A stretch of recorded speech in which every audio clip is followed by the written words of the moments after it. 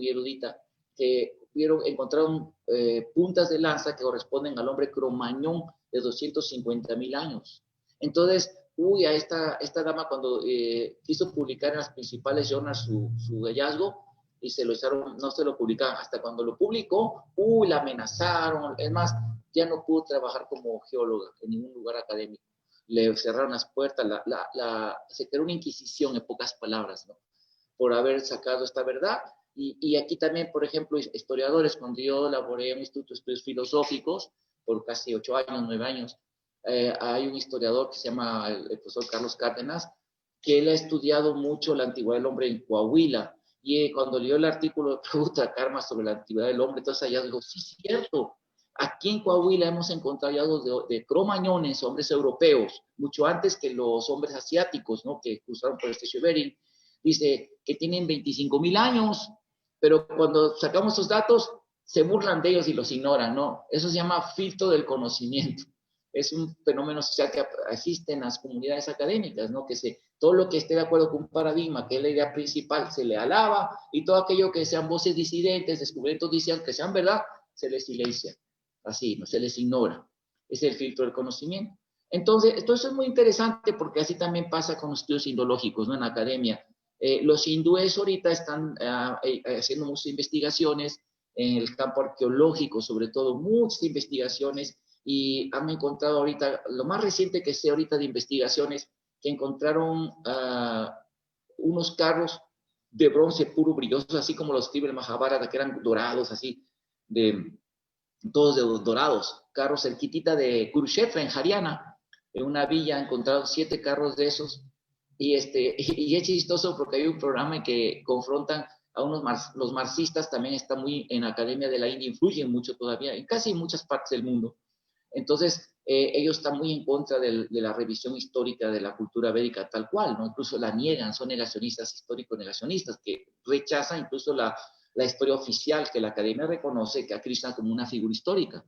Y todo, o sea, y la batalla de Kurukshetra como un evento histórico, obviamente que dicen que está embellecido por la épica del Mahabharata, pero que fue una guerra que hubo allí. Bueno, pero cuando le muestran a esas personas que son negacionistas, mire, ¿cómo puede usted declarar? Digo, bueno, sí, dice, ya la gente por muchos años, por fe, creen en la batalla de Kurukshetra. Sí, pero está la evidencia, son los carros que describe el Mahabharata. Y ¿cuánto tienen de antigüedad según los estudios de termonilucencia? Se llaman los estudios que hacen isótopos y todo eso. ¿Qué edad tienen? Casi 3.000 años de antigüedad antes de Cristo. O sea, casi 5.000 años. Y ahí está lo que dice el Mahabharata. Y entonces esto se dice, no, pues ya no es nada nuevo. Dice, ya la gente ya creía en eso. Así, ¿no? Así se van por la tangente, salen por la puerta fácil, ¿no? Y dice, es que la gente ya creía, así que no, hay cosas más importantes que investigar y así. Bueno, entonces mi estudio del Bhagavatam fue que primero presento citas de eruditos especialistas en metodologías de la ciencia, como Gastón de Bachelard, como Thomas Secuc, que dicen que en todo estudio científico debe haber revisiones y revoluciones de los paradigmas. Que no podemos, un estudio científico, ¿verdad? No puede estar cerrado y a mantener un paradigma nada más porque es la herencia de una cultura que viene por factores sociales o por tradiciones también, que tiene que estar abierto a la evidencia, a la revisión del paradigma. O sea, a autocriticarse y de construir un paradigma para ver qué más evidencia hay de la antigüedad. Y saco toda esa parte de mi investigación.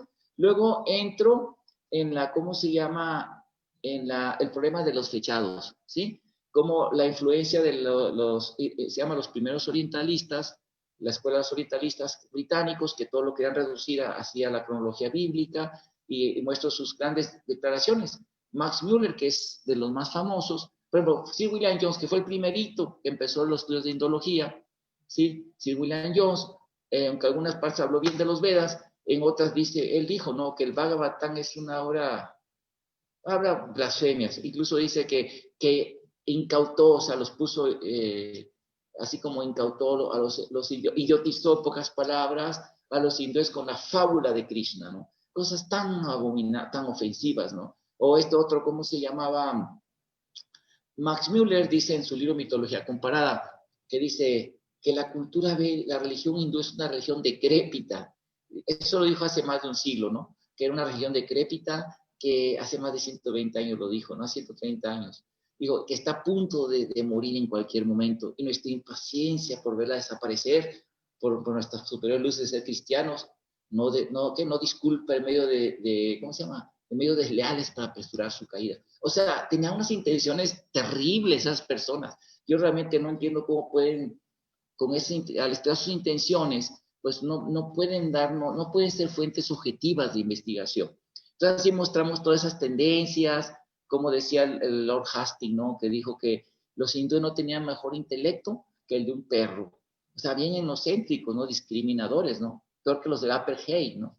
Y cosas así, mostré de todos ellos, ¿no? Que esas personas no estaban interesados en Horace C. Wilson, que dijo que el objetivo de esta investigación indológica y la silla, o sea, la cátedra Boden, es establecer la luz de la verdad de la Biblia para iluminar la oscuridad de las falsas escrituras hindúes. Cosas así muy oscurantistas, muy, digamos, de tendencias muy oscurantistas, muy medievales, en pocas palabras, ¿no? De tiro oscurantismo. Bueno, entonces es interesante esto, porque ya que mostramos todo eso, revisamos el paradigma mulleriano. Para empezar, que el paradigma mulleriano no está comprobado. Stuart Pigot, que es un arqueólogo especialista en los campos de la investigación de Mohenjo-Daro y Harappan, explica que ese paradigma se hizo por convenio, porque, ¿cómo se llama? No tiene evidencia más que unas declaraciones de los hititas del rey Mitiano, que dice que está haciendo invocando a devas de Rig Veda, ¿no? Como Yama, Surya, Agni, Indra, y hace una invocación, y que como eso pasó en el año 1300 antes de Cristo, ya dicen que esa es la evidencia de que Rig Veda es de esa época, pero eso no prueba nada, o sea, nada más es pero ahí también él habla de los reyes Marianus, o sea, Maurias. Él habla en ese verso, en ese testimonio, el idioma hitita, habla de los reyes Maurias, y aquí va a haber un punto muy importante. Entonces, cuando los griegos como Megástenes llegan a la India, él escribió la obra que se llama Índica. Habla de Krishna, cómo era adorado en la época de Alejandro Magno, cómo vivió. Eso no lo citaron mucho, pero ahí dice que Krishna vivió 133 generaciones antes de Alejandro Magno. Y los eruditos le ponen un promedio de 20 años por rey, y ya estamos hablando del año 3000 antes de Cristo.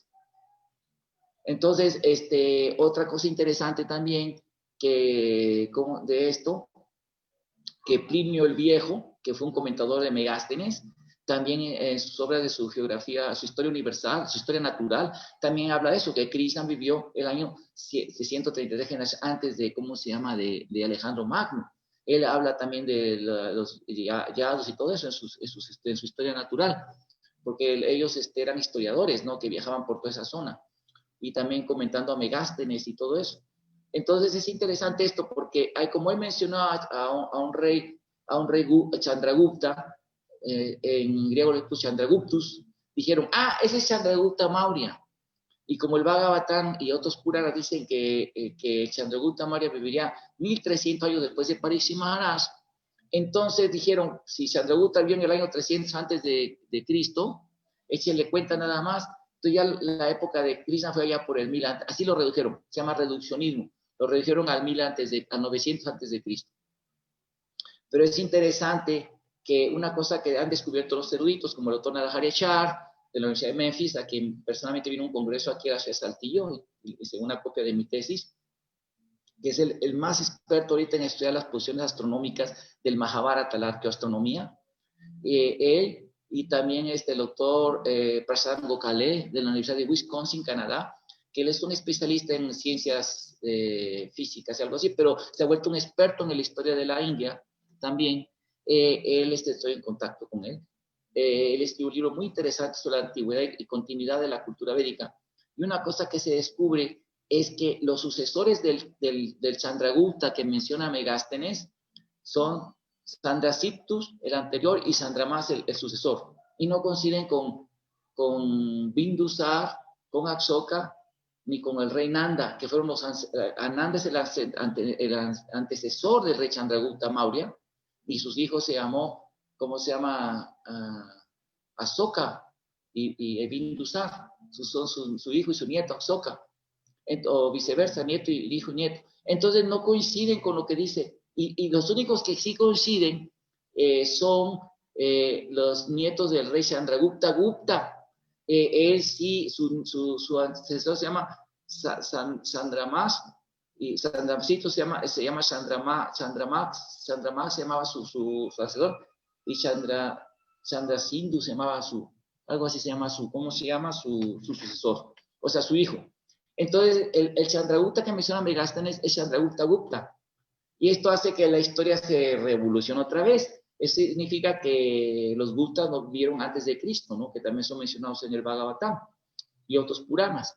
Entonces, ahí fuimos así. Otra cosa que también ellos ponen como evidencia es al señor Buda, poniéndolo en el 500 antes de Cristo. Ahora ya lo redujeron al 600 lo adelantaron por 100 años más. Pero es interesante que el señor Buda no vivió en el 600 antes de Cristo. Ese modelo histórico fue basado en ciertas crónicas finlandesas alteradas por la crítica de los orientalistas, porque las fuentes originales del Buda Charite, otros hablan del mapa astronómico cuando nació el señor Buda, y eso el doctor Gokhale también comprueba, y también el doctor Narahari-Char, que esas fuentes dicen que el mapa astronómico cuando nació Buda, de la carta astronómica de Buda, Yotirveda, el señor Buda vivió en el 1800 antes de Cristo, por allí. Y también el rey Chandragupta, sí, el Maurya vivió en el 1400, Chanakya Pandit, se acuerdan los registros que tienen ahí los Mauryas. Entonces es interesante todo esto porque eso comprueba lo que dice el Bhagavatam, ¿sí? Y entonces eso muestra que definitivamente es mucho, ese modelo, sus bases son falsas, no tiene fundamento, son constructos mentales nada más. Bueno, entonces muy interesante esto porque la fecha del siglo III antes de Cristo se desechó cuando Al-Biruni, un historiador académico islámico, hizo un estudio sobre la India, menciona que Krishna nació en Mathura y menciona muchas cosas del concepto de los yugas y todo, y menciona el Srimad Bhagavatam, ¿sí? Lo menciona en el siglo X antes de Cristo. ¡Pum! Se tiró la teoría del siglo XIII, aunque era defendida todavía hasta en 1970, 1980, había eruditos que la defendían esa teoría. Bueno, se fosilizó y ya se desechó. Bueno, y ahora pusieron que es en el siglo IX. Pero es interesante que nosotros revisamos las fuentes y encontramos evidencia de que no, hay evidencias de que no es en el siglo IX. Y varios eruditos dicen que fue en el siglo V antes de Cristo. Entonces, es del siglo V, entre ellos Mercier y otros eruditos. Ahora, ¿hay evidencia? Sí hay evidencia. Es interesante que, ¿cómo se llama? En Sankaracharya, que también se le puso en el siglo VIII después de Cristo, pero en realidad es mucho más antiguo. El Adi Sankaracharya, de acuerdo también a los mapas astronómicos de sus fuentes, vivió en el 400 antes de Cristo. Y su gurú se llamó Govinda, y el gurú de su gurú se llamó Gaudapada. Y Gaudapada, en su Uttara Gita Vasya y en su comentario al matar a Briti, sí, el Uttara Gita Vasya, que son comentarios Sankakarika, menciona el Bhagavatam y menciona versos del Bhagavatam. ¿Sí? O sea, la antigüedad del Bhagavatam es... Y otra cosa que estamos hablando que Buda, de acuerdo a la última revisión, ¿cómo se llama? Es antes de Cristo. Chanakya Pandit, ya dijimos que Chanakya Pandit no es el Chanakya Pandit. De hecho, Megasthenes no menciona Chanakya, ni Chanakya menciona Megasthenes. Es otro problema que existe en eso, ¿no? Porque no fueron coterráneos, no se menciona. Y él era el ministro del rey Chandragupta Maurya. Y es interesante que Chanakya Pandit, hicimos un estudio antes, cuando estábamos en la carrera, de cómo Chanakya Pandit en sus obras cita parafrasis, o sea, que cita un verso con sus propias palabras, cita alrededor de un 13% en cada una de sus obras, Arthashastra, Niti Shastra y Raya Niti Shastra. Él en esos libros, un 13% tienen de versos del Bhagavatam. Incluso menciona a Sutta Goswami y habla de Krishna, habla de Krishna como rey, habla del nacimiento de Krishna, en fin, se le ve la influencia del Bhagavatam. Se llama la teoría de intertextualidad. Y una profesora que se llama la maestra San Juanita Torres, una maestra muy, su tesis, su investigación sobre la teoría de intertextualidad, ella presentó mi libro, se lo di para que lo presentara, lo estuvo estudiando y me dijo, es demasiado obvia la influencia. Se ve que Chanakya Pandit conocía el Bhagavatam, definitivamente, aunque no lo mencione. Luego también es interesante que vamos más atrás, los Puranas, bueno, los Puranas pusieron muy acá, pero en muchos Upanishads, en el Chandogya Upanishad sobre todo, en los Brahmanas, que son los comentarios de los Vedas, del Rig Veda y otros Vedas, de los Brahmanas, que vienen en los Vedas, son comentarios hechos por varios sabios védicos. Se menciona en el Atharva Veda también, se menciona a Parikshit Maharaj, se menciona a su hijo Yanameyaya, se menciona también a Krishna, a las gopis, a Radharani en los Brahmanas. Todo eso también lo sacamos a colación. Entonces, todo eso nada más, y también incluso en el Rig Veda se habla de Satyaki como Krishna Titi, que era muy, muy fiel a Krishna, Satyaki, y ahí se habla de los Yadus, se habla de la colina Govardhan, se menciona el río Yamuna, se habla de la batalla entre Indra y Krishna, que Krishna e Indra con sus asistentes, ¿no? Así peleó contra Krishna en la región del Yamuna, ahí lo dice el Rig Veda. Entonces, todo eso son señales o indicios de que muestran que la historia del Bhagavatam no son tan recientes, ¿no? Y así fuimos escarbando. Y digamos, para concluir esta cuestión de las fechas del Bhagavatam, para lo de las tesis, voy a citar dos.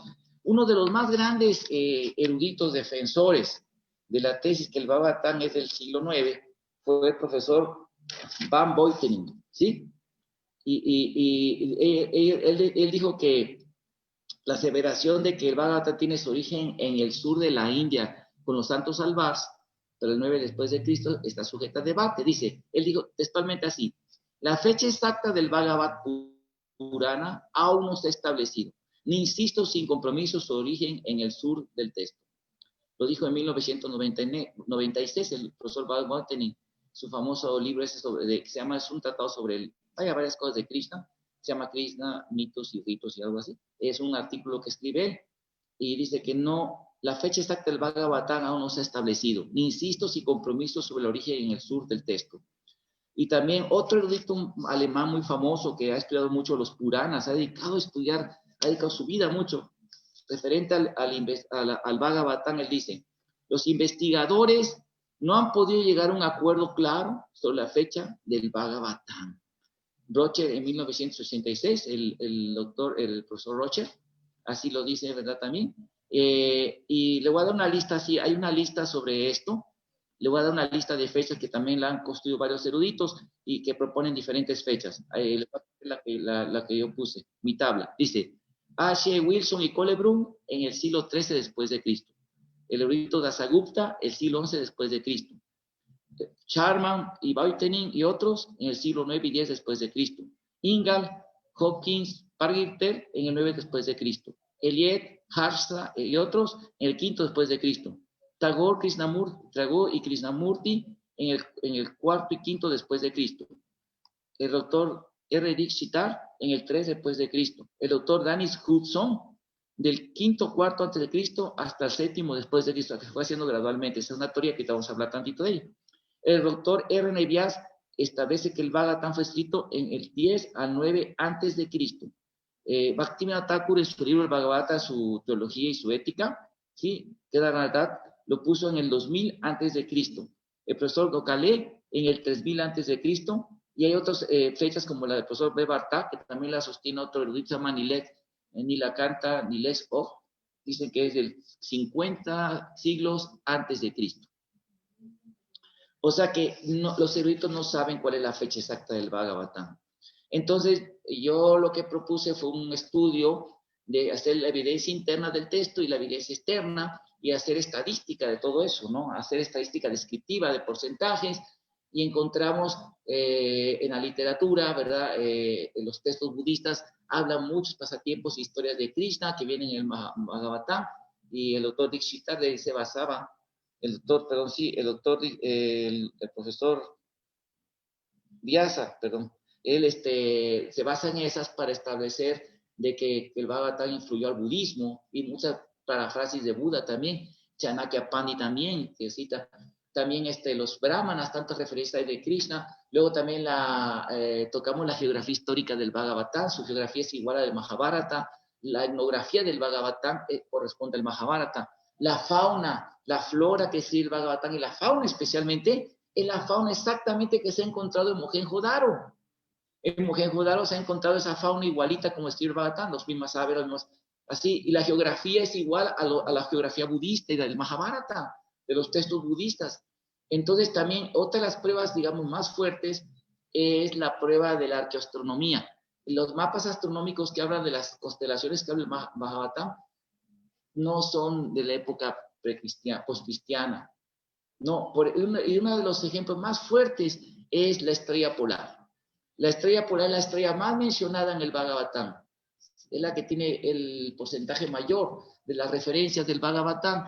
Y resulta que la estrella que se llama, es Dhruva Loka, ¿sí? Se le llama Aldebarán, que es un nombre por los astrónomos islámicos, árabes, o Alfa Dacronis, que estaba en el axis polar que se ve como estrella polar de la Tierra. Pero como la Tierra se mueve, según la astronomía moderna, los movimientos de la Tierra y todo se mueven, la estrella polar van cambiando así, ¿no? No exactamente la que se observa en la Tierra, no la misma que está ahorita. Y para una estrella fija que estuvo en esa época fue Alfa Dacronis, que estuvo hasta el año 2600, y luego la siguiente estrella polar estuvo en el siglo XIV después de Cristo, según la astronomía moderna. Entonces, que se vio desde la Tierra.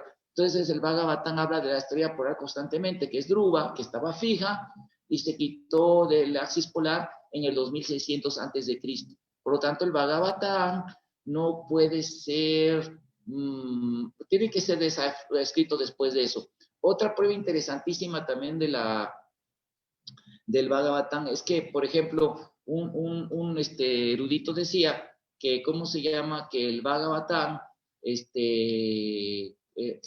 había varios eruditos, ¿no? Pero hay unos que decían que mencionaba que hay una profecía que dice que al principio de Kali Yuga, en el 11º canto, muchos devotos de Dravida Desh, o sea, del sur de la India, que es Tamil Nadu, Dravida Desh, las 5 Dravidas del sur, las Pancha Dravidas del sur de la India, iba a haber muchos devotos de Vasudeva, de Krishna, ¿no? Entonces ellos lo relacionan con los salvarse, así, ¿no?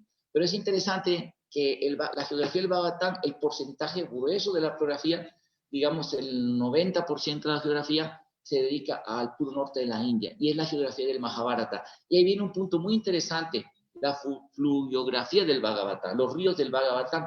El río más mencionado del Bhagavatam es el Ganges, ¿no? Y del sur sí se mencionan algunos, y algunos con nombres que no se conocen, que no corresponden a los textos, digamos, Bhagavatas y otros textos de esa época, del siglo XVI, del siglo XI, del siglo X, ¿no? Sino que son nombres sánscritos muy antiguos.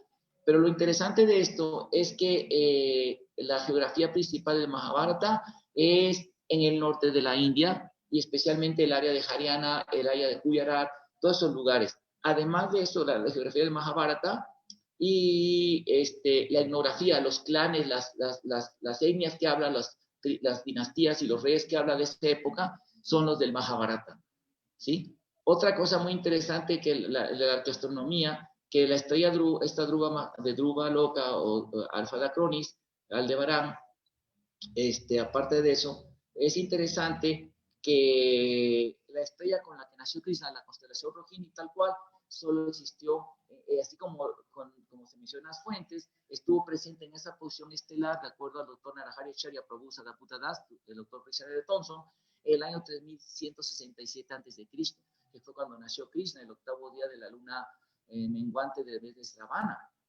Entonces, es cuando nació Krishna, y esas estrellas estuvieron presentes en esa época. Y el siguiente río más mencionado del Bhagavatam es el Saraswati, con todos sus santuarios. Lo describe en la historia de Kardama Muni, en la historia también del 10º canto, cuando Balaram viaja por todo el Saraswati, hace su viaje, y los diferentes, hasta el Bindu Sarovara, y todos los santuarios que había como Manutirtha y otros, hasta llegar a la parte de Gujarat, tiene ramas a Gujarat, ahí donde es Somat Tirtha o Pravasa, y también su descenso era ya por el lado al mar Arábigo. Bueno, resulta que el río Saraswati, los indólogos decían que era mítico porque no estaba el río, porque se secó, ¿sí? Y decían que no existía, hasta que los estudios de satélite comprobaron que sí estuvo el río Saraswati. Se ve con el escáner de satélite, se ve todo el cauce del Saraswati. Entonces, Saraswati, los estudios geológicos que hicieron allí los especialistas, prueban que hasta el año 2000 antes de Cristo se vino a secar el Saraswati. Entonces, el río Saraswati, tanto mencionado con sus santuarios, y los arqueólogos han encontrado muchos santuarios, había santuarios en las orillas de los pueblos con santuarios, como dice el Bhagavatam.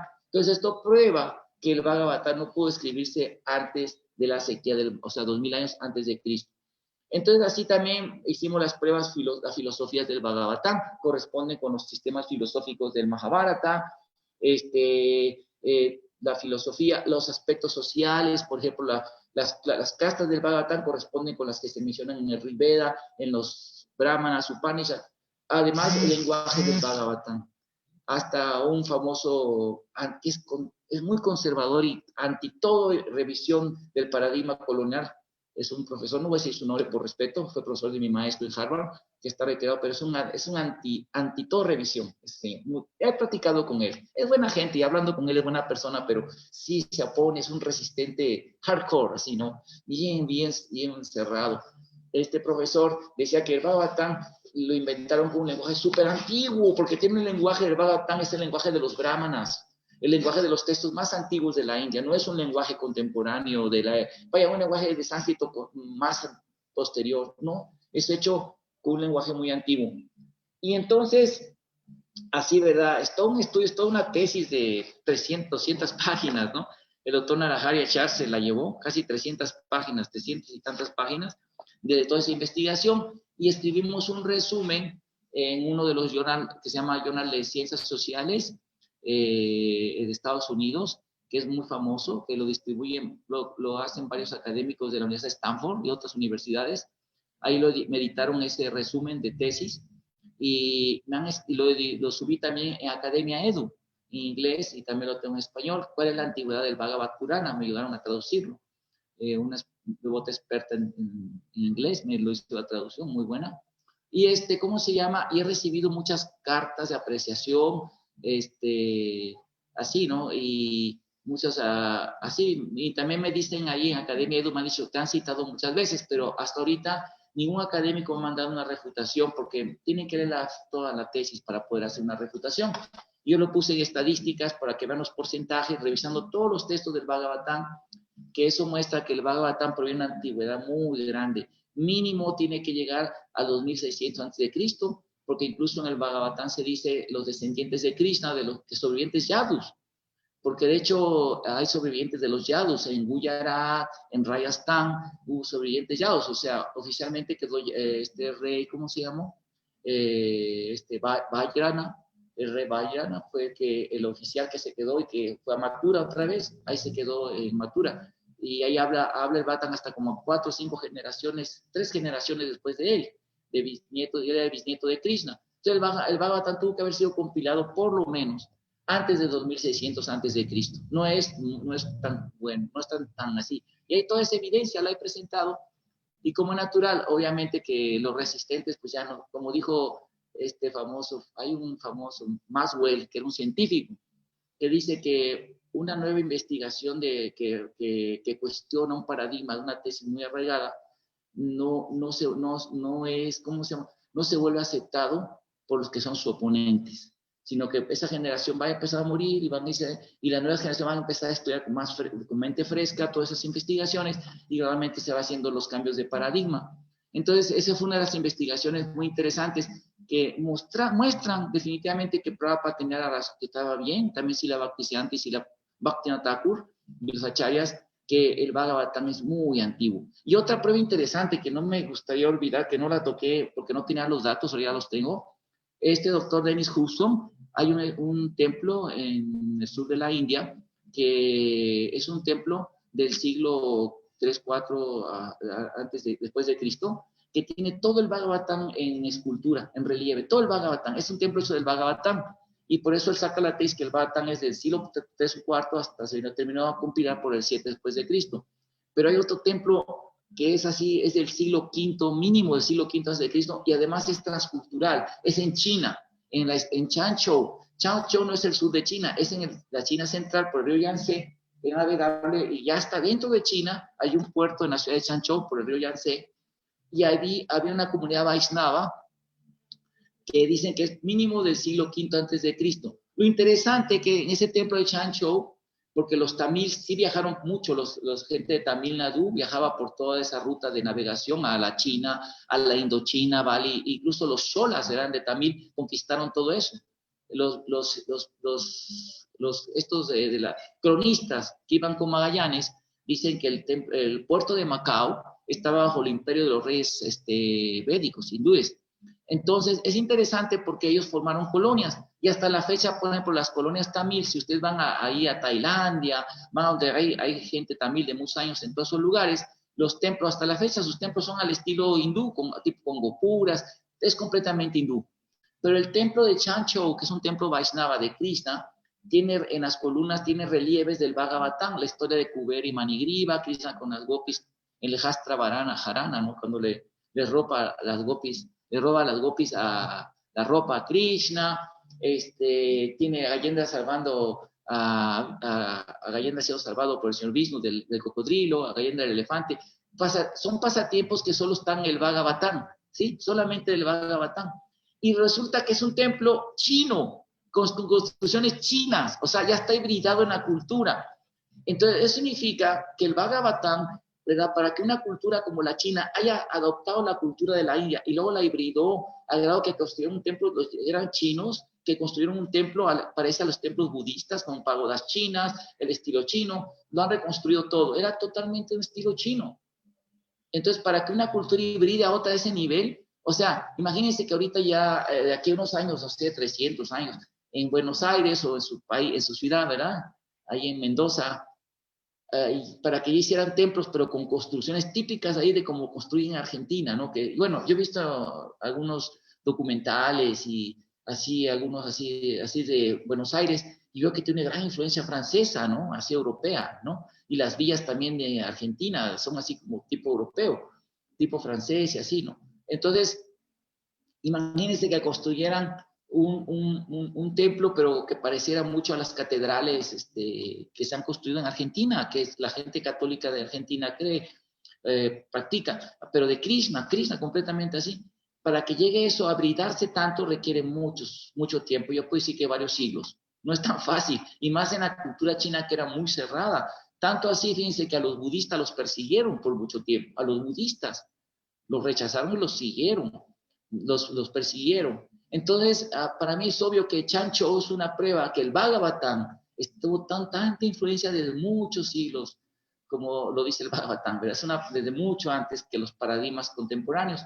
Y bueno, ese ha sido uno de los temas que me ha apasionado mucho presentar al mundo académico y afortunadamente he recibido muy buenas apreciaciones, digo, no, me han sacado argumentos así que no muy fuertes. Por ejemplo, un argumento que me sacaron fue que las técnicas de poesía que se llama spota, algo así, que como fueron creadas allá por el siglo, son cristianos los principales autores que hablan de eso, que la analizan, pero ya me han dicho los eruditos que ya existía mucho antes y ya digamos que la conjugaron o las definieron así después, ¿no? Pero que ya existía desde hace mucho esa técnica de poesía. Entonces, no tienen argumentos hasta ahorita, ¿no? Y ese es el deber que Prabhupada nos ha heredado para los devotos que les gusta estudiar la academia, ¿verdad? Que les gusta, pues investigar todo eso, ¿no? No, porque una investigación no se hace con madres a comprobar algo, porque se vuelve tendenciosa. No, sino la investigación era cuál es la real antigüedad y definitivamente el paradigma el legado que ha sido heredado por los indólogos británicos, como Max Müller y todos ellos, estaba muy contaminado por conceptos muy subjetivos, muy malintencionados, que no pueden sostenerse ante un serio investigación. O sea, ese tipo de criterios, ese tipo esos paradigmas se deben desechar, definitivamente no son correctos y el Bhagavatam es una obra, bueno, es una obra hermosa, digo, filosóficamente, una profundidad filosófica, o sea, la mente maestra que fue Vyasadeva, el autor del Bhagavad, bueno, el compilador, porque ya existía, ¿verdad? Pero que lo compuso. ¡Wow! Se da uno cuenta desde el primer canto que tiene todas las características de una introducción, los antecedentes, todo, y luego lo que va a tratar la obra, y luego todo el contenido que es hasta el noveno canto, que es todo el antecedente histórico, hasta las genealogías, hasta la época de Krishna, y luego la vida de Krishna, que es lo más grande, para terminar con las profecías de Kali Yuga y todas esas cosas, ¿no? El epílogo, ¿verdad? Entonces, y además el contenido filosófico y todo, es como dijo Bhaktivinoda Thakur exactamente, dijo que si toda la biblioteca de los libros de la filosofía de la India, de los libros, se quemara como la biblioteca de Alejandría y solo sobreviviera el Bhagavatam, no se perdería ni una traza de toda la sabiduría y filosofía védica. No, ahí está contenido todo. Y también Thomas Emerson dijo que el Bhagavatam debe ser leído sobre las rodillas por su peso intelectual, ¿no? Y el doctor Thomas Hawkins también dijo que es una obra de brillante erudición, una obra, él también ha dedicado mucho al estudio del Bhagavatam, doctor Thomas Hawkins, que todavía vive. Está en el Franklin y Marshall College, esa universidad de teología, él es profesor allí, y es egresado de Yale. Y sí, no es, realmente es una obra maravillosa. Y sí, la Prabhupada nos legó esta obra a nosotros ahora, que la podemos estudiar todos, ¿verdad? Y yo veo que los dos españoles sí se han esforzado por pulir, y también los devotos, sé que los argentinos están trabajando en la traducción del 11º y 10º canto y 12º canto. De hecho, me invitaban a trabajar, yo estaba terminando mis trabajos de investigación en ese tiempo de la universidad, no pude ayudarles. Les di tips de cómo mejorar la redacción, pero porque yo soy licenciado en letras españolas. Entonces, le di tips. Pero sí, es una obra hermosa y que la tenemos a la mano para leerla todos y a poder entregar a todo el mundo. Es el gran legado de Srila Prabhupada y los acharyas previos, que ahí en el libro de Prabhupada sintetiza o resume todos los 14 comentarios más importantes del Bhagavatam. Bueno, pues vamos a parar aquí porque podemos pasar toda la noche hablando sobre la antigüedad y el Bhagavatam, y creo que hay que conectar el teléfono porque ya está dando la pila rara. Ahora, si quieren hacer alguna preguntita, si quieren también me la pueden pasar por WhatsApp. Te voy a pedir ahora si puedes conectar el teléfono, que no se nos vaya a descargar la batería. ¿Alguna preguntita, alguna duda? Con mucho gusto, ¿ok? Hare Krishna. Varuna quería preguntar, por favor, ¿la puedes hacer, abrir tu micrófono y si la haces, Hare Krishna? O si no, la leo, como vos quieras. O léala, si quiere, léala. Yo la leo. Dice Varuna, una pregunta, ¿qué tiempo de vigencia tiene el calendario védico? Ok. Bueno, hay varios calendarios védicos. Hay varios calendarios de la India. Sí, digamos que hay varios calendarios. En el libro de Kadasi, usted lo pueden checar en internet, el libro de Kadasi o los nombres de los de Kadasi por Ramanuja. Ahí habla de varios calendarios. Sí. Entonces, digamos que el calendario Panchanga, que es el que se utiliza para los cálculos astronómicos, ese empieza precisamente al inicio de Kali Yuga, aunque ya existía, porque por eso hacían cálculos astronómicos. Está el texto del Surya Siddhanta, está así. Entonces estamos hablando que eso es muy antiguo, ¿no? Aryabhata, que es otro gran erudito, el padre de la trigonometría, ¿sí? Que la tomaron los eruditos árabes y luego los eruditos europeos también. Aryabhata también, él fue el primero en hacer los estudios arqueoastronómicos sobre el Mahabharata. Y, todos ellos se basan en ese calendario. Entonces, el calendario actual de la India, ahora sí, se empieza a, ¿cómo se llama? A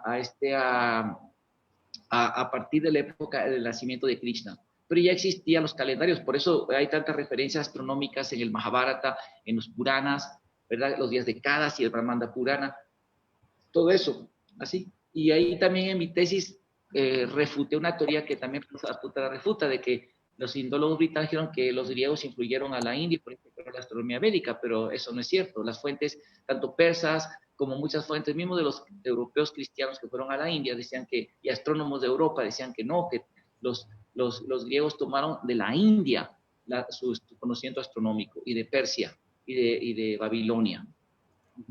Bueno, ¿alguna otra preguntita? Sí, él dice, por ejemplo, el mismo devoto dice, por ejemplo, el calendario lunar chino en la actualidad está en el 4718. Sí, exacto, sí. Ándele, otra cosa con los chinos, hablando de los chinos también manejaron el concepto de las naciones lunares, ¿sí? De las naciones lunares.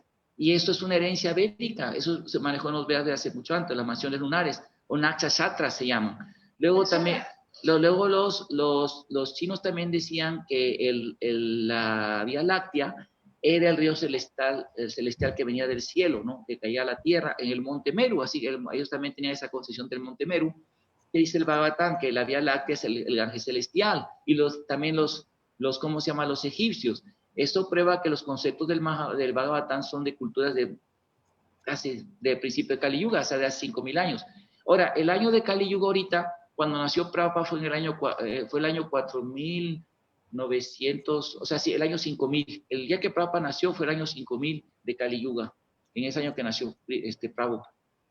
¿Sí? Para que Prabhupada Sadaputta lo saca en el libro de Misterio, Sacred Universe, da ese detalle astronómico, que cuando empieza Kali Yuga, ¿sí? El año 5,000 es cuando nace Prabhupada. Y en el Brahmanda Purana hay una profecía donde precisamente Krishna le está hablando a Ganga Devi y a las otras Devis de los ríos sagrados, que cuando sea el año 5,000 de Kali Yuga, yo mandaré a mi Namupasana, al adorador de mi santo nombre.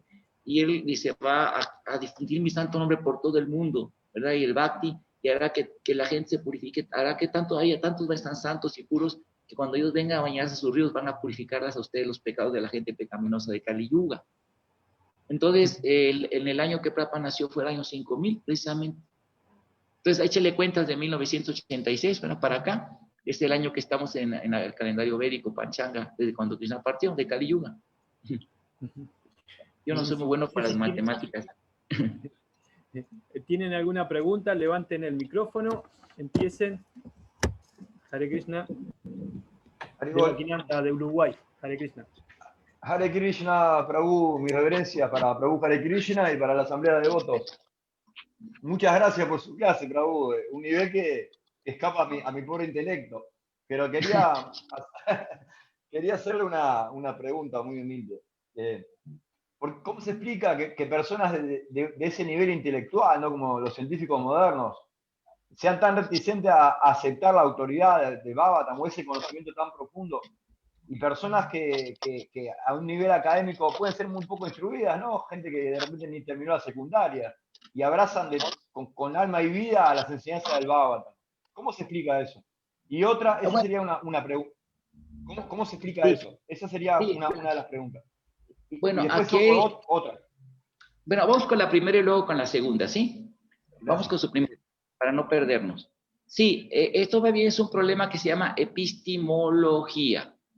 Epistemología es el estudio de los defectos y límites del conocimiento.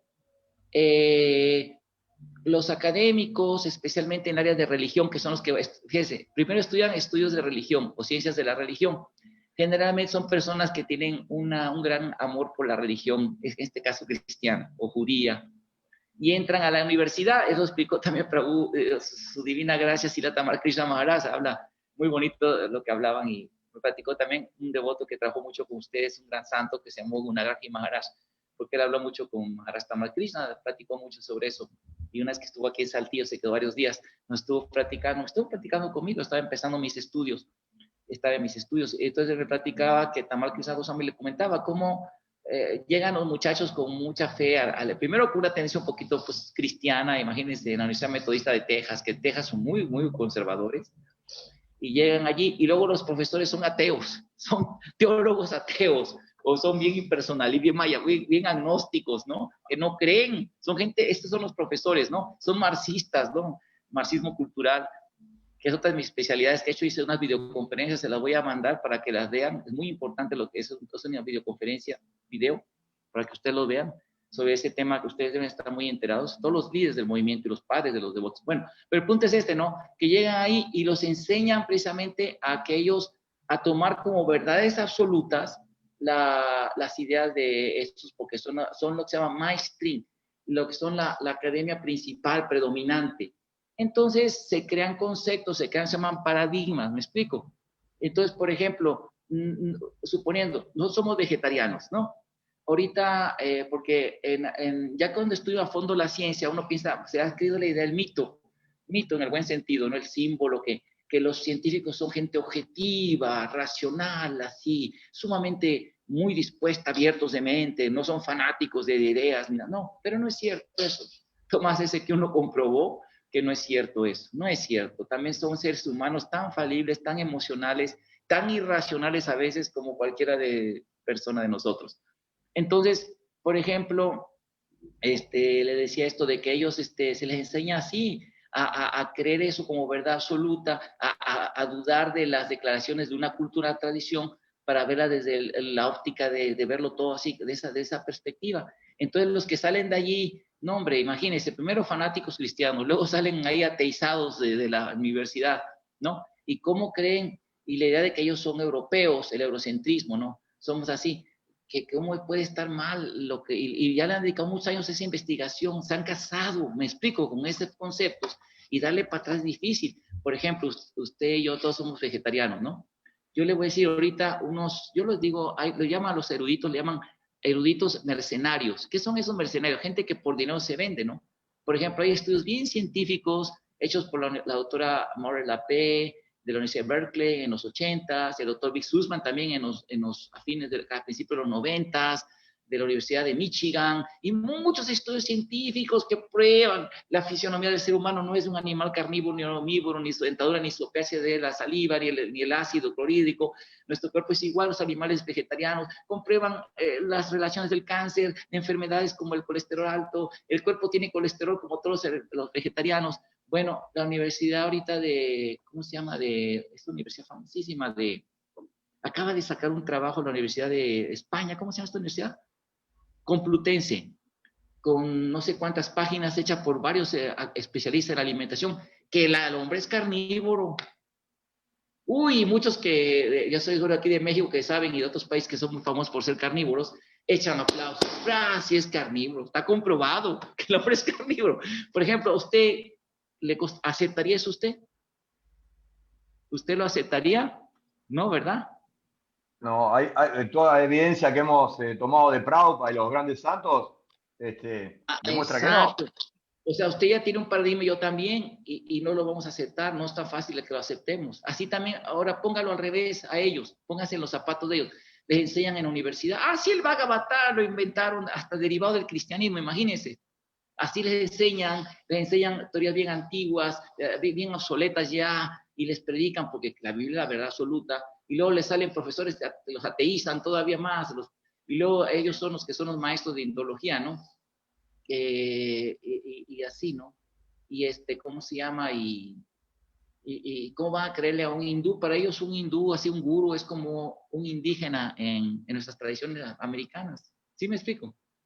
Un indígena, ¿sí me explico? O sea, y para ellos lo ven como gente inferior, irracional, fanático, religioso, una persona supersticiosa, ¿sí me entiende?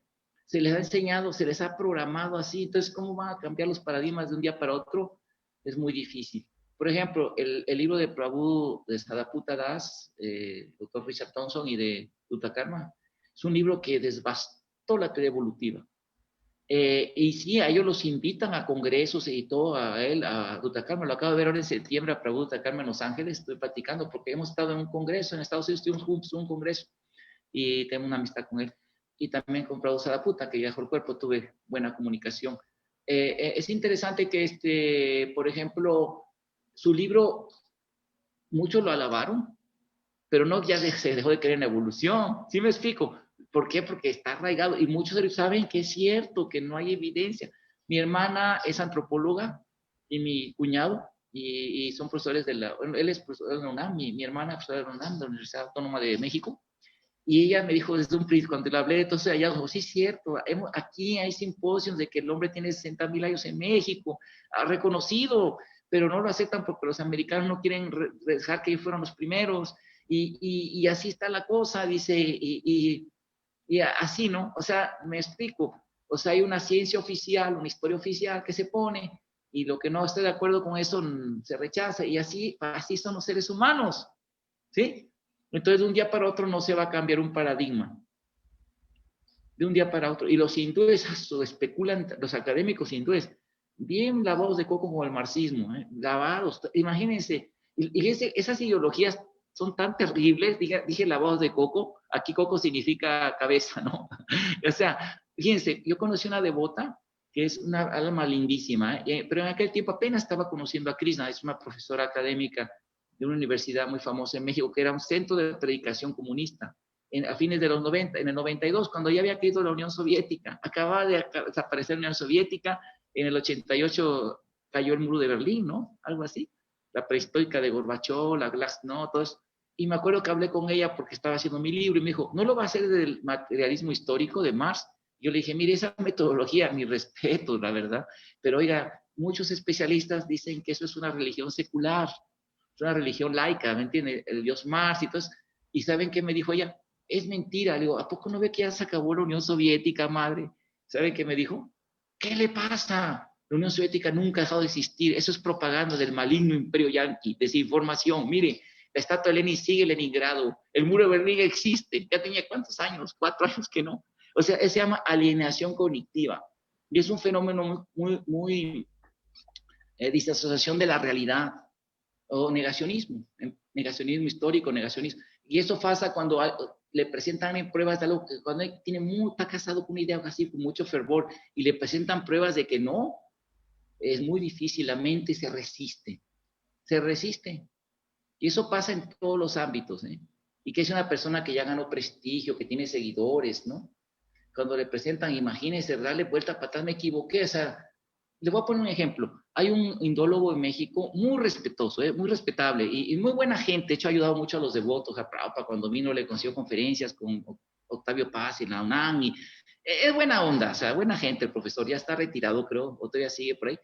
Este doctor, no sé su nombre, muy respetable. Hizo un libro sobre Krishna y él, o sea, de Krishna, ¿no? Es histórico y todo, pero me refiero yo a que habla de una manera un poquito, no me gustó su metodología, muy ambigua, muchos errores técnicos, diciendo que la evidencia se podía contar con las manos, de los dedos, y que eran 14 evidencias, pone 21 evidencias, ¿no? Son unos errores garrafales, ¿no? Y que digo, un niño de primaria sabe que contar mejor, ¿no?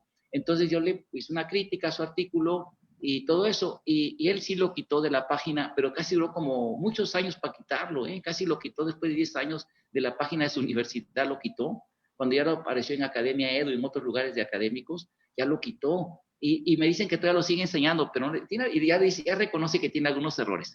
O sea, así es el ego, imagínense, como a mí un devotito, pues digo, él es mayor de edad que yo, ¿no? Cuando yo lo conocí, yo estaba chavo, tenía 30 años, algo así, y dice, un devotito de esos, da cuenta, viene aquí un indígena a decirme que yo estoy equivocado, yo el doctor que estuve en la Universidad de Canberra, de Australia, que yo estoy equivocado, no, pasaron 10 años para que él reconociera que estaba un error. Así es la mente humana, es difícil reconocer, es más fácil permanecer engañándose uno de una cosa que reconocer que uno está equivocado. Y eso pasa en todos los ámbitos humanos, y en la academia no es la excepción. Radita, pone la cara, se va a descargar. Muchas gracias, Prabhu. Muchas gracias. Bueno, ¿quién desea hacer otra Hay una pregunta en el Facebook. Bueno. Laura Fresa pregunta, dice, muy instructiva la clase, Prabhu, gracias. En la civilización del Valle del Indio, ¿habría referencia del Rig Veda? No me quedó muy claro. Ok. Miren, en el Rig Veda no se menciona nada del Valle del Indo. Se mencionan los ríos, el río Sindhu, ¿sí? Y antes queda así. Los estudios más completos de Harappa y Mohenjo-Daro son por el doctor James Schaffer, que es un arqueólogo, y el doctor Keynott, ¿cómo se llama? ¿Cómo se llama este? Se me está yendo ahorita. Se llama Keynott, se apellida Keynott, pero se llama Jonathan Mars Keynott, ¿sí? Son los más grandes investigadores o reconocidas autoridades en el Valle del Indo. Y ellos dicen que no hay una sola evidencia, una pizca de evidencia que hubo una invasión aria. No hay.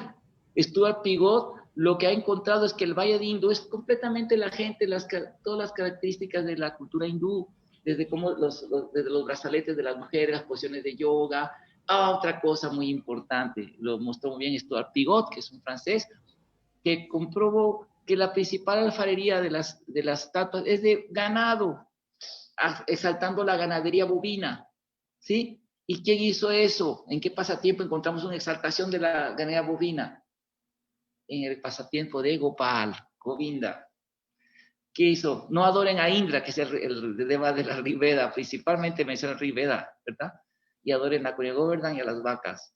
¿Sí entienden? Hay coincidencia. Entonces, no hay menciones directas así. No hay menciones directas, definitivamente, de Mohenjo-Daro, Harappan y todas esas civilizaciones, Lotal, todo eso, ¿no? Pero hay una civilización en Kampat, en el Golfo de Cambay, ¿sí? O Kampat, se le dicen en hindi. Ahí encontraron bajo el agua una civilización que tiene más de 9.000 hasta 14.000 años antes de Jesucristo. Y la encontraron, y hay una devota historiadora, una historiadora hindú, que me ayuda a traducir al inglés, corregir mi inglés. Ella es también devota de Krishna, y ella, ¿cómo se llama? Me contactó con el profesor que estuvo ahí investigando. Lo cito en un último artículo sobre Dwarka, que habla todo eso también, fue de los últimos artículos que he escrito. Y es interesante esto porque las civilizaciones más antiguas tienen eso, 14.000 años. Y luego otro profesor de la Universidad de Liverpool, Universidad de Liverpool, que es experto en el estudio de cómo suben reconstrucciones a través del sistema computarizado, cómo suben los niveles del mar, comprobó también que todo el área donde estuvo Dwarka y toda esa área no hubo mar hasta hace 8.000, 9.000 años antes de Cristo. Y claro, o sea, que estaban fuera de la tierra. Y cuando llegó Krishna, le pide al mar que se retire y volvió a sacar esa zona de Dwarka, ¿no? Y Dwarka, otro gran hallazgo por el doctor S. Rao, no desde antes, el doctor Sankaliya, él ya había hecho estudios en los 60 sobre Dwarka. Jiva Goswami ya los menciona, las ruinas de Dwarka desde el siglo XVI, su Krishna Sandarbha, menciona eso, y muchos otros textos, las bitácoras de los musulmanes, las bitácoras de los romanos, de los marinos romanos, las bitácoras de los persas, hablan de Dwarka, porque incluso sabían ustedes que los yados importaban, porque hubo descendientes yados que quedaron hasta esa época, compraban a los musulmanes caballos, ahí en Dwarka, importaban, traían de embarco caballos para venderlos ahí. Y es interesante todo esto, porque ¿cómo se llama? Dwarka, el doctor Rao lo fechó en el año 1500 antes de Cristo. Y Dwarka son los principales temas del Bhagavatam, la vida de Cristo en Dwarka. Y luego, ¿cómo se llama? No nada más eso, sino que aparte, ¿cómo se llama? El año otros estudios muestran que hay hallazgos, por ejemplo, de muchos hallazgos de anclas y otros hallazgos que muestran que Dwarka tiene una edad de 5.000 años antes de Cristo. Y eso hay una persona que que estuvo con el doctor Rao, pero es de tendencias jacobinas. Jacobinos son ateos recalcitrantes, gente antiespiritual, ¿no? Así que luego cuando cambió el gobierno de India, quisieron silenciar Dwarka y ya no le pusieron no le interesó llevar a cabo el proyecto que tenía el doctor Rao de hacer un parque acuático submarino para que la gente viera las ruinas y todo eso. Entonces, él mismo dice que hay evidencias de que Dwarka es de más o menos 5.000 años antes 3.000 años antes de Cristo, porque incluso se parece mucho a las culturas de Mohenjo-Daro, muchas cosas que hay ahí en las ruinas de Dwarka, en Bet Dwarka, que era parte de Dwarka. Entonces, sí, le digo, así es la cosa, ¿no? En realidad esa es la historia védica, es muy acertada, de acuerdo a las últimas investigaciones.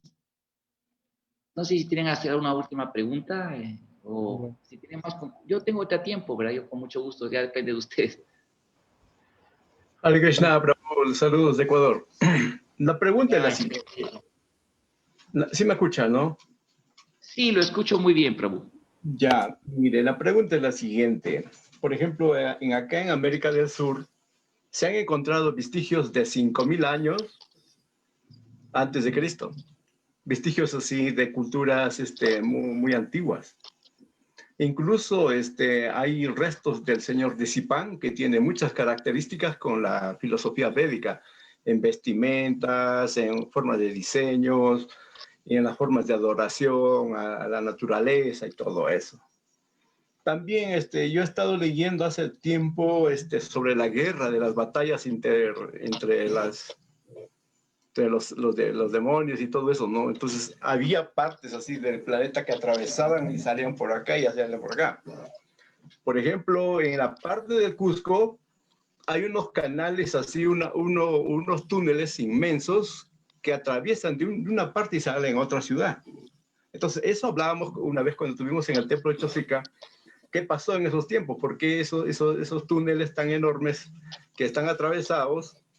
¿Quién los hizo? Entonces, yo me acuerdo de un gurú que vino y dijo que sí, efectivamente había restos de esas guerras, de esas peleas que se mencionan, ¿no? Por ejemplo, a mí me gusta investigar.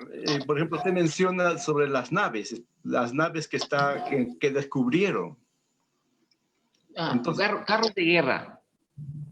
Carros de guerra. Claro. Es como los de Arjuna y Krishna. Ajá. Entonces, Arjuna y Krishna.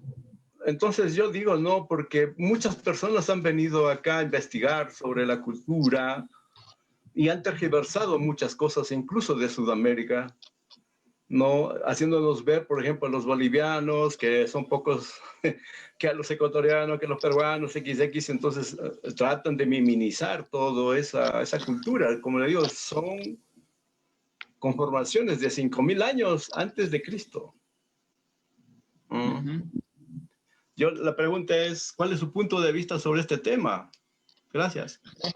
Ahí se requería otra conferencia, pero lo que yo podía estudiar con los, digamos, arqueólogos así, digamos, que son abiertos, como el doctor Childress y otros eruditos que también acompañan a Prabhu Utakarma en esas investigaciones, han comprobado, por ejemplo, en la Tiwanaku. ¿Dónde es Tiwanaku? ¿Es Perú, verdad, también? ¿O es Bolivia? Tiwanaku. Está entre Bolivia y Perú, casi cerca del lago Titicaca. Ándele, el lago Titicaca, sí. Bueno, ellos hicieron construcciones con rocas que pesaban mucho, que quién sabe cómo las cortaron tan perfectamente que las juntaban y hacen una llavecita, tienen adentro un corte que meten una llavecita de bronce con las que se sostienen, como los legos, así, ¿no? Que se sostienen los mecánicos, esos mecanos o legos, así. Y son igualitas a las que se usaron en Egipto. Y otra cosa interesante de esto, que son muy parecidas a los cortes tan exactos, tan perfectos, que no sabe cómo lo hicieron, porque pesan mucho esas piedras. Pero una cosa interesante de esto, que las caras que hay allí corresponden a etnias o razas asiáticas, africanas, blancas, allí. O sea, la historia del hombre es un gran misterio, ¿no? Y además las posiciones astronómicas de Tiwanaku, como es la Puerta del Sol y todo eso, dicen que tiene mínimo 12.000 años de antigüedad por la posición astronómica, arqueoastronómica de cómo estaba hecho, para cuando salía el sol ahí en la Puerta del Sol, que esto ya no corresponde, o sea, fue hace más de 12.000 años. Entonces, sí, son muy antiguos, hay cosas así que todavía no tienen explicación, ¿no?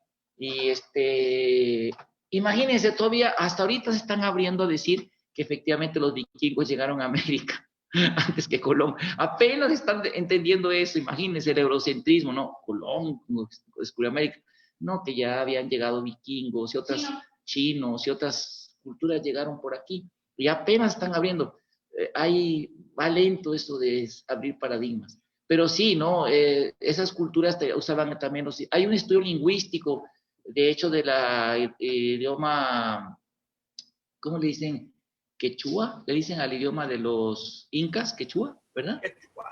Y el sánscrito, y los idiomas del sur de la India, tamil, ¿sí? Y el polinesio, y tiene mucha familiaridad. Los polinesios también, mucha influencia del polinesio y el sánscrito y el tamil.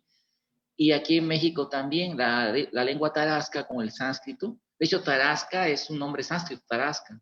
Y su lengua tiene reminiscencias del sánscrito y de los idiomas tamil y malayalam, que es el área de Kerala. Y entonces hay estudios lingüísticos comparativos y sus creencias, ¿no? También, que crean el águila divina, que era el águila de Dios. Le llaman Vasudeva. Y en sánscrito Vasudeva o sí significa eso, un sirviente de Vasudeva. Sí, hay muchas cosas interesantes, ¿no? Y en cuanto a los túneles, sí. Srila Prabhupada citó a algunos historiadores hindúes que a veces también sí, digamos, es un poquito hipotético lo que dicen, pero dice que había un túnel que venía de Sri Lanka a Sudamérica para llevarse el oro. Y, por ejemplo, siempre los españoles murieron obsesionados de encontrar el famoso dorado, ¿no? La ciudad dorada.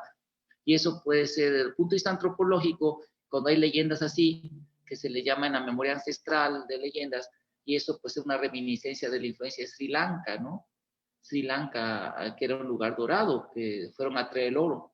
Y bueno, hay cosas así, pero sí se requiere mucha evidencia para demostrarlo, porque es muy difícil. Fíjense, si con el Bhavatán, con un montón de evidencia que hay, cuesta trabajo que lo acepten los paradigmas convencionales, ¿no? La historia oficial. Imagínense otros tipos de ideas con menos evidencia, es más difícil. Pero de que hubo esa conexiones hubo, ¿verdad? Si la Prabhupada explicó eso también, y Prabhupada es un alma, así Krishna iluminaba, ¿no? Entonces hay cosas que se requiere investigar, a ver qué evidencia queda por allí, ¿verdad? Pero sí, la historia, cada vez se encuentra cada cosa nueva que da vuelta a la historia. Por ejemplo, les voy a comentar, hay un historiador mexicano que se llamaba Francisco Javier Clavijero, que escribió la historia de Anáhuac, la historia de las culturas precolumbinas, ¿no? De toda la historia. Y entonces él en ese tiempo ya era muy racionalista, y él era un historiador racionalista jesuita. Pero la teoría evolutiva no se conformaba en el año que escribió su libro. Apenas estaba influyendo, ¿no? No es como ahorita que una teoría influye un poco más porque las comunicaciones son muy rápidas. Y él en una nota de su libro explica que él ha visto y se han encontrado por gente muy seria, muy científica, objetiva, hallazgos de cuerpos gigantes, de gigantes aquí en México. Habla desde Baja California hasta el sur de México, en Yucatán y esas zonas, que han encontrado gigantes en el Estado de México. Es interesante esto, lo digo, porque hay antropólogos, no son muchos, pero hay antropólogos y paleontólogos que están estudiando eso, que le llama arqueología alternativa, y demandaron al Smithsonian Institute porque ha silenciado muchos hallazgos de gigantes en América. ¿Sí? Y Prabhupada Puta también encontraron también homínidos ahí en Sudamérica, homínidos así como los hombres, los vánaras, ¿no? Como Hanuman, que son subhumanos, ¿no? Son como tipo monos, como el Yeti, el Sasquatch. También eso, ahorita los principales simiólogos especialistas aceptan el Yeti, lo están investigando en Estados Unidos, y no son los mainstream, de los más famosos reconocidos, y lo aceptan, que sí, hay demasiada evidencia ya, y todavía aún así hay gente que se resiste mucho. Entonces es una cosa interesante, digo, pero la verdad que no queda tiempo para investigar tanto, ¿no? Pero sí hay cosas muy interesantes, de que se ve que la cultura védica sí influyó en el mundo, hay reminiscencias en todo el mundo. Yo tengo una pregunta, no sé si Chaturgu ya ¿querés hacer alguna pregunta? Bueno. Yo tenía una. En el canto 3, cuando Krishna le da la orden a los yadus a que vayan a un lugar del norte de la isla, ¿sí? Hay una parte que dice, justo estaba escuchándolo, hay una parte de familiares que queda en Dwaraka y otras que se van. A esos los que quedan es el legado que usted dio de que había un oficial que quedó en Mathura. Con esa parte. Mire, Vajranabh fue el bisnieto de Krishna, y él fue el que quedó, y Arjuna se lo llevó a Mathura, que donde era la capital original de los Yadus. Bueno, de hecho antes ya había sido la capital de los Yadus, Dwarka, en lo que era Dwarka o Panch. Ay, ¿cómo se me pone ya el alemán? Sí, ¿cómo se llama el rey que era el suegro de Balarán? ¿No se acuerdan? Bueno, este rey que era suegro de Balarán. Bueno, ya había un establecimiento yadu antes allí en Dwarka, y luego se fue Krishna por los ataques de Yarasandha, los llevó allá lejos para proteger a los habitantes de Vrindavan. Entonces, ¿cómo se llama? Porque atacaban mucho Mathura, él quería que lo siguieran allá en Dwarka y no dañaran a la gente de Mathura y de Vrindavan. Obviamente que se quedaron en Vrindavan, ¿no? Es que dejó de existir la ciudad de Mathura. Entonces, ¿cómo se llama? Según los etnólogos que han investigado esto, hay tesis en la Universidad de Oxford y otros etnólogos ingleses, incluso orientalistas ingleses, que estudian las etnologías, las etnias de ahí de Gujarat, incluso que los Yadus, cuando fue la partida de Krishna y el hundimiento de Dwarka, todos salieron de Dwarka porque se hundió Dwarka, ¿sí? Y algunos se quedaron en el estado de Guyara, que hay descendientes reyes todavía en Guyara que descienden de la época de Krishna. Ellos marcan su linaje hasta la época de Krishna. También de las etnias y los líderes, digamos, porque había varios tipos de reyes en India. Eran el Maharaj, el rey emperador, luego habían los Rayas, había los Gupta, los Thakurs, eran diferentes tipos de reyes, eran nobles feudales, ¿sí? Como en Europa los feudales, ¿no?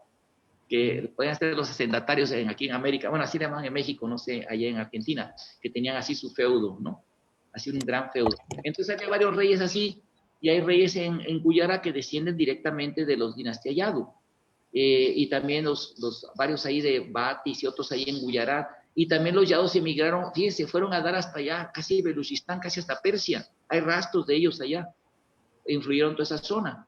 Y estuvieron en toda esa zona después de la partida de Krishna. Son estudios tecnológicos han confirmado eso, ¿no? Están en el folclore, en las genealogías de los reyes de cada lugar. Todo eso eso se llama la tradición oral también de las sociedades así, y también en sus registros. Entonces, hubo ahí hasta la fecha descendientes yadus, que no quedan los principales hijos de Krishna, no. Eso sí, se prapa como Krishna no permitió eso para evitar que se sintieran superiores, ¿no? Según práctica así la Bhaktisiddhanta y los acharyas también, en los comentarios del Bhagavatam. Muchísimas gracias. Pero no hay mucho el problema es que esas investigaciones son interesantes, pero entre más lejos esté una historia, más difícil es seguirla, ¿me explico? Por ejemplo, hay una línea de reyes que gobernaron Hastinapur, de Delhi. Hay una línea de reyes, o sea, hay línea de los reyes, después del último, de que se cambiaron la capital del imperio Bharata, lo cambiaron a Cachombi, a otro lugar, ahí porque se inundó muy feo el Ganges, se inundó toda esa parte, la destruyó, y luego volvieron a regresar después, y era la capital del imperio, pero sucede que, ¿cómo se llama? Que luego otros reyes, hay una línea, está documentado, ¿sí? Los reyes desde París, desde Yudhishthira Maharaj, que lo puso Krishna, hasta que cayeron los reyes hindúes védicos con la invasión de los califatos Zen, que dominaron Delhi. Está documentado todo eso. Y hay un trabajo en mis trabajos, el último libro que escribí se llama Krishna and Indological Studies. Ese se puede comprar en Amazon, se puede comprar. Con mi nombre, Horacio Francisco Arganis Juárez. Y yo les voy a pasar los links. Si me pasan ustedes por Facebook su conferencia o YouTube, donde la vayan a pasar, les puedo pasar los links para que bajen mi tesis doctoral. Ahí hablo bastante de eso en español y la en inglés. Es interesante que ahí viene documentado los reyes que gobernaron hasta que la invasión musulmana los derrotaron. Y eran así guerras entre los mismos reyes de la India, derrocaban a uno y el ministro se ponía a matar y se ponía, y luego venía otro, invadía y lo quitaba, y así estuvieron peleando hasta que los califatos llegaron y dominaron esa parte de la India, de los musulmanes. Bueno, muchísimas gracias. Ha sido realmente algo. Me quedé así, realmente. Muchísimas gracias por toda su clase. Da ganas de seguir para otro lado. Lo volvemos a invitar para la próxima, para que coordinemos otro momento. No sé los otros devotos, pero realmente muchísimas gracias. Es un placer. Yo estaba buscando una base de historiadora del Srimad Bhagavatam, porque como dice usted, la fe cristiana o la malentendida fe cristiana quiere aplastar a otras culturas con el fin de poder ser ellos lo único que tienen la razón, y ha hecho desastres en la historia, y bueno, y cuando salen estos temas, sí, Cristo y Krishna, salen así. Les voy a mandar el link para que lo bajen ustedes en internet. Es un estudio comparativo de un ensayo que hice sobre eso. Ahí también me entro un poquito en esto. Y fíjense, yo tengo aquí buena relación con el clero, uno de los eruditos que es de los brazos derechos del obispo que se acaba de jubilar de aquí, que se llama Raúl Vera. que ganó un premio de derechos humanos. Es una persona muy culta y nos ha recibido, incluso ha hablado con su santidad Guru Prasad Swami. Es buena persona, realmente piadoso. Hemos estado en eventos que ha hecho con los monjes tibetanos, con nosotros, con ellos, y su gente abierta, ¿no? Sí, él ya lo leyó, le gustó mucho, le gustó mucho. Y se los voy a mandar en los links, por favor, en Facebook, en ISKCON Saltillo, por favor, Chita tiene mi Face, que le mande el link para estar en contacto. Lo mando yo por WhatsApp también los links para que nos pongamos en contacto, para mandarle los links de cómo bajar estos libritos y todo eso en español para que ustedes lo impriman y lo tengan. También lo pueden comprar, cuestan un poco caros porque es la editorial académica española y la editorial académica de Frankfurt son los que me editaron a mí, y sí son caros sus libros, son de muchos euros, ¿no?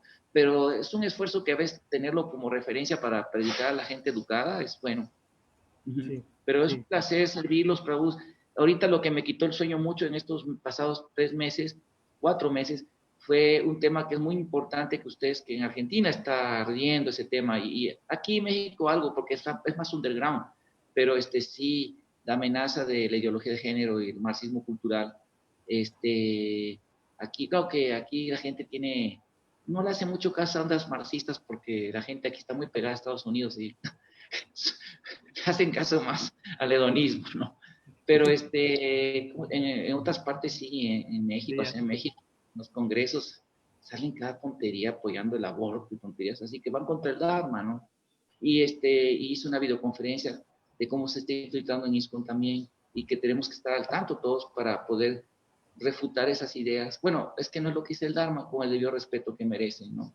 No es lo que dice el Dharma, y pues tenemos que adaptarnos a lo que dice el Dharma, lo que Prabhupada dijo, y así, ¿no? Y todo eso. Entonces también quiero mandar los links de las conferencias, la pueden bajar o ver y bajar y todo, y difundir, porque son temas también que hay que estar eso, digamos, el ataque más fuerte ahorita que hay académico y de predicación ideológica, muy fuerte en educación, ¿eh? Y tenemos que estar, prevenir a los devotos de todo eso, que se informen, todo eso. Muchísimas gracias. Gracias por su predisposición y su amabilidad. Es una visita de nuestro templo, nuestro pequeño templo. Aquí está Shila Prabhupada, tamaño natural, el altar que están durmiendo, señorías. Ahí está Radha, Sita, es nuestra hija, esposa y yo. Y hay otros devotos, pero ahorita no, generalmente en la tarde no hacemos programa, porque más bien en la mañana sí, sin falta. Todos tienen actividades de Sankirtan, de Predica, y ahorita con la pandemia menos, es más difícil. Bueno, muchísimas más gracias, Hare Krishna Das. Bueno, para el 7 de noviembre tenemos la visita de su guru en esta plataforma, así que los invitamos para que puedan... qué bueno. Sí, me manda los links, por favor. Me gustaría, pues va a estar en español. Luego sí. Va a hablar en español, porque en inglés habla muy rápido, así que no se le entiende. Y el tema va a ser Mahabharata y la salida de Vidura del Palacio de Hastinapura. Así que entra todo lo que estábamos hablando y preguntando. Un viaje precisamente por el río Saraswati, por los santuarios del río Saraswati. Exactamente. Entonces vamos a hacer esa correlación, ¿no? Así qué bueno que les dio el tiempo, ya ves que Dios tiene el tiempo muy limitado, qué bueno que les pudo dar tiempo. Sí, ha sido una gracia, y bueno, muchísimas gracias a usted también. Un placer, servirles, un placer conocerlos y servirlos, reverencias, Hare Krishna. No, muchas gracias, Hare Krishna. Hare Krishna, devotos. Les tengo que decir que mañana va a haber un programa a las 20 horas de Prabhu Baladeva sobre las 8, a ver, Kendra, dígame que me olvidé las 8 oraciones para Damodar. Ahí me sopló mi señora y Kendra. Y el domingo a las 10 de la mañana tenemos la cocina, cocinando como Srila Prabhupada nos enseñó, a las 10 de la mañana. A las 11 de la mañana Córdoba va a estar dando una conferencia sobre conociendo a los devotos de Srila Prabhupada. Va a estar desde México, va a estar Bhaktisundar Goswami Maharaj, así que va a estar en esa plataforma. Y a la tarde vamos a tener leyendo las